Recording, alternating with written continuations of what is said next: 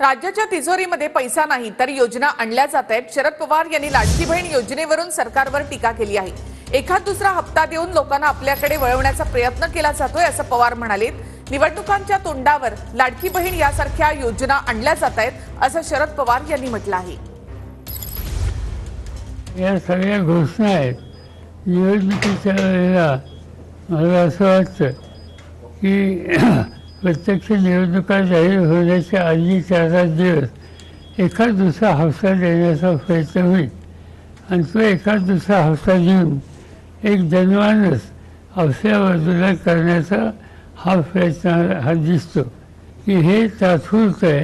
हे निवडणुकीच्या पूर्वी यापूर्वी या लोकांच्या हातात सत्ता असताना असे निर्णय का घेतले नाहीत अशी चर्चासुद्धा नागरिकांच्यात आहे। त्याचा काही ना काहीतरी परिणाम होईल।